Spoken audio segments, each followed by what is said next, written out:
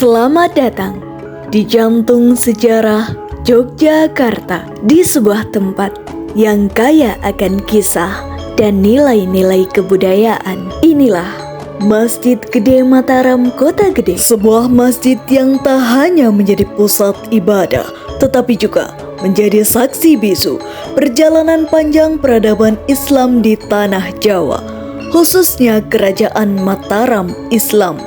Pada masa kejayaannya, masjid ini menjadi pusat pertemuan para ulama, pemimpin, dan masyarakat untuk berdiskusi tentang berbagai hal, baik dalam aspek agama maupun kehidupan sosial.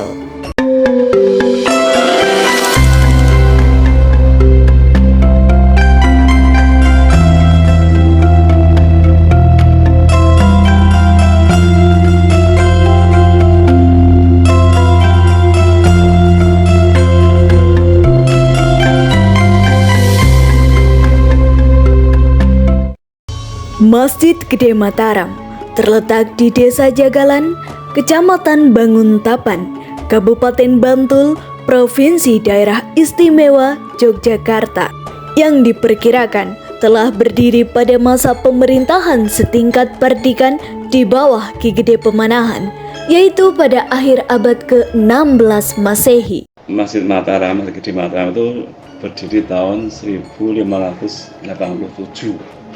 Itu sudah berdiri tegak, tapi mulai pembangunannya belum ketahui kapan. Lama dulu kan belum ada alat berat, tadi masjid itu lama karena hanya tenaga manual saja. Sejarahnya begini, kenapa ada masjid di sini? Dulu di Kerajaan Demak di Pantai Utara ada Kerajaan Demak, Kerajaan Islam Demak yang oleh kepala negaranya atau rajanya itu Hadiwijoyo. Itu punya banyak prajurit, kebetulan ada perseteruan, ada tidak kecocokan dengan Arya Penangsang. Barang siapa yang bisa mengalahkan Arya Penangsang akan diberi tanah Perdikan di Kota Gede, yaitu sebuah alas mentawuk. Maka ada prajurit unggulan atau pasukan atau komandan perangnya ikut bersayembara, yaitu namanya siapa? Ki Ageng Pemanahan, dan menang. Tapi yang berperang sebenarnya bukan Pemanahan, tapi anaknya Danang Sustowijoyo, yang besok akan bergerak menjadi Panembahan Senopati. Jadi Arya Penangsang itu dihadapi oleh anak pemuda yang dikatakan nggak bisa perang.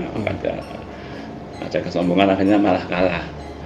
Maka tanah itu diberikan pada Pemanahan untuk dibuka sebagai kayaknya Pemanahan. Maka Pemanahan dan kerabatnya pindah ke Kota Gede sini dari Demak, karena diberi hadiah tanah Perdikan. Jalan pulang itu diikuti dengan Sang Kalijogo, diikuti dengan Ki Jumurtani dan beberapa prajurit lainnya. Atas saran Sang Kalijogo yang dibangun dahulu masjid dulu, nanti untuk pusat kegiatannya masjid dulu. Tepatnya di mana? Tepatnya di dekat Pohon Beringin 2. Pohon Beringin yang besar itu yang bangun, yang menanam Sang Kalijogo. Maka dibangunlah masjid di sini, di dekat Pohon Beringin. Pada masa itu, struktur bangunan awalnya masih berupa sebuah langgar, kemudian diperluas oleh Danang Sustowijoyo alias Kanjeng Panembahan Senopati menjadi sebuah masjid. Dulu hanya sebuah suro langgar kecil, suronya sangat kecil. Atau mana datang bukan masjid yang tadi, suro dulu. Kemudian dilanjutkan oleh anaknya yaitu Sustowijoyo, yang akhirnya Sustowijoyo itu menjadi raja pertama di Mataram Islam yang bergelar apa? Panembahan Senopati. Jadi dilanjutkan dan berdiri tahun 1500. Masjid ini dibangun berdasarkan konsep Sunan Kalijaga, yaitu Catur Gotro Tunggal. Masjid jadi kemudian langsung bangun kerajaan di sini, bangun alun-alun dan pasar. Ada Catur Gotro Tunggal, masjid, pasar, alun-alun dan keraton. Masjid Gede Mataram memiliki ciri khas arsitektur yang unik, menggabungkan unsur-unsur Jawa, Islam, dan budaya Hindu-Buddha.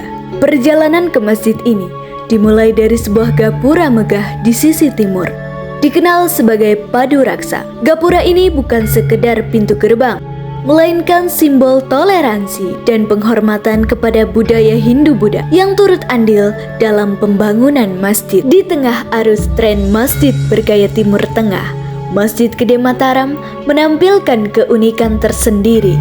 Bangunan utamanya mengadopsi bentuk rumah tradisional Jawa berupa joglo dengan atap bertingkat 3 menyerupai piramida. Setiap tingkatan menyimpan makna spiritual yang mendalam, melambangkan perjalanan manusia menuju kesempurnaan dan kedekatan dengan Sang Pencipta. Di puncak atap berdiri hiasan mustaka berbentuk gada klui, simbol kekuatan dan kebajikan. Di sisi timur masjid terdapat serambi yang menyerupai bangsal panjang dengan bentuk atap limasan kelabang nyender. Serambi ini ditopang oleh 8 tiang utama dan 18 tiang pendukung, menciptakan kesan tradisional yang kuat. Sementara itu, pada halaman sekitar masjid terdapat pohon sawo kecik yang berjumlah 17 sebagai filosofi jumlah rakaat sholat 5 waktu. Pohon sawo kecik disamakan dengan perumpamaan dalam bahasa Jawa, sarwo becik, yang artinya serba baik. Masjid Gede Mataram lebih dari sekedar tempat ibadah. Ia adalah representasi harmoni budaya, sejarah panjang, dan spiritualitas yang terus hidup hingga saat ini. Masjid ini bukan sekedar bangunan, ia adalah warisan hidup yang terus menghubungkan kita dengan masa lalu dan memberi pelajaran tentang keteguhan iman, kebijaksanaan, dan kebersamaan. Sebuah masjid yang tak hanya mengundang kita untuk beribadah, tetapi juga mengundang kita untuk merenungkan betapa indahnya perjalanan sejarah di tanah Jawa.